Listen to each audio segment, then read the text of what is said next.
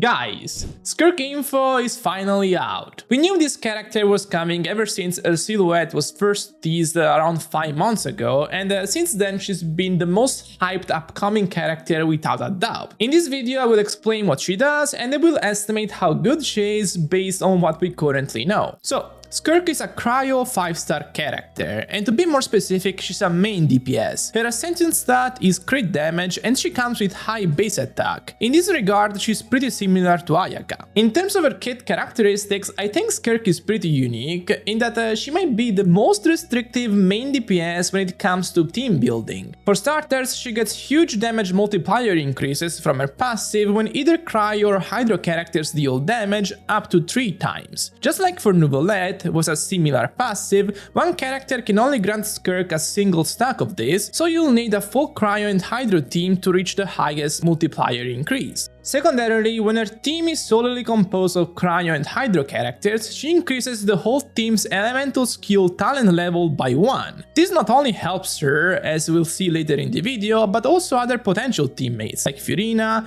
Shenhe, and naturally the recently released Escoffier. As far as the rest of her kit goes, it's pretty simple honestly, but it presents some interesting characteristics as well. Much the last passive I highlighted, the big chunk of her damage comes from her elemental skill. By using the skill, she enters a special stance where her normal attacks deal significantly more damage. Also, she gains some points called Serpent Subtlety, which she consumes during the stance duration. It's not perfectly clear how these points affect her stance duration yet, because the skill description says it lasts for 12 seconds and a half. What I assume is that she consumes these points to maintain the skill active, but it can't go further than 12 seconds and a half. Her normal attack multipliers are very high during the stance, and with the additional increase from her passive, they become pretty easily the best in the game in this sense, even better than Arlecchino's normal attacks with Bond of Life. Based on the animations I've seen, these normal attacks have okayish range, but it's not really impressive, so she should be a character that performs best in single target situations, like a boss killing. Anyway, before I move on and talk about her burst, it's important to highlight her first passive. By triggering cryo-related reactions, the team can create on the field some objects called void rifts, and up to 3 can exist at the same time. Skirk can absorb these objects in different ways, and at a base level they only grant her more Serpent Subtlety points. Now, about her burst, this is the interesting part of her kit. It consumes no energy, so it works similarly to how Mavuika's burst works. Differently from Mavuika, however, Skirk's burst has 2 versions, just like her student child. For the first version, it can only be used if she's not in the elemental skill stance and if she has at least 50 Serpent Subtlety points. This will deal some good damage and additionally gain multiplier increases depending on how many stacks above 50 Skirk has at the moment she activated it. On the opposite, the second version can only be used while her elemental skill stance is active. It will consume no points, but seemingly also won't deal any damage. Instead, it will absorb the void rifts in range and grant Skirk a normal attack damage bonus depending on how many have been absorbed. It might seem odd that this version of the burst deals no damage, but it makes sense if you look at her signature artifact set. This set grants the holder normal and burst damage bonuses, but it will deactivate the normal damage bonus when their burst deals damage, and vice versa.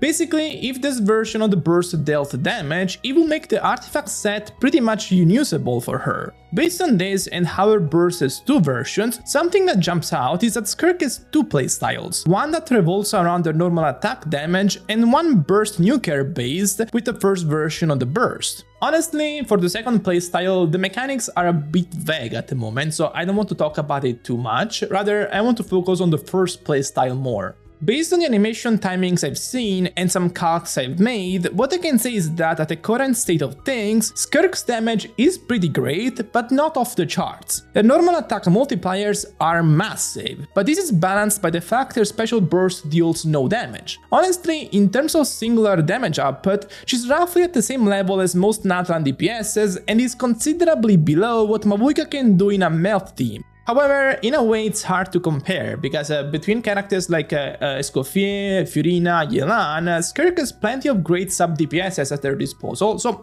maybe developers are balancing things out this way. By the way it looks now, it seems to me Skirk is potentially a considerable Hayaka upgrade in terms of damage, but with much more ease of use. This is good, but not surprisingly good, especially considering how restrictive her kit is and the reliance on a specific character, which I'll go over in a bit. Note that this could change in a good way for her if more favorable combo assumptions become realistic upon more showcases dropping. Before I move on, let me remind you that if you enjoy my channel but you haven't subbed yet, please consider doing so because it really makes me notice your support. The character she relies on is obviously Escoffier. Most cryo DPSs now rely on Escoffier to reach their highest theoretical performance, but this is much more blatant with Skirk. The reason is that Skirk, by herself, has things in her kit that limit her to Hydro and cryo teammates only, meaning you can't replace Escoffier with Kazuha or Shilonen like you can do with the others. This brings two problems. The first is that Escoffier is one of the only two characters available that can reduce cryo resistance on opponents, the other one being Shenhe, that is a 5-star character. The second, maybe more noticeable one, is that the characters that can replace her in terms of healing have none of her offensive value, like for example Charlotte,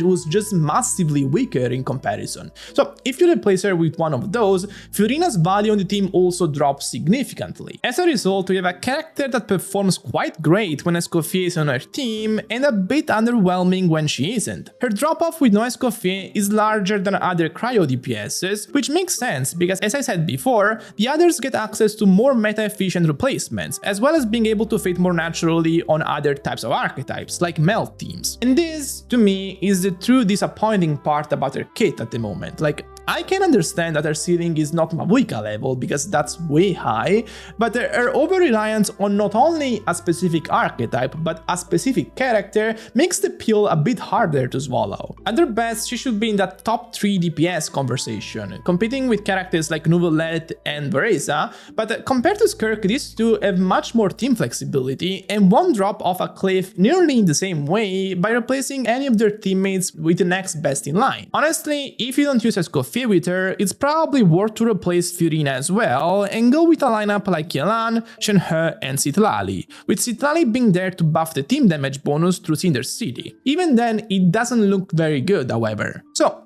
there you have it. As it currently stands, Skirk is a good character, but maybe a bit below expectations to me, considering the hype around her and her overall kit design, the main reason being team building related, of course. And with this, I'm done for today. If you enjoyed this video, make sure to subscribe, and bye bye.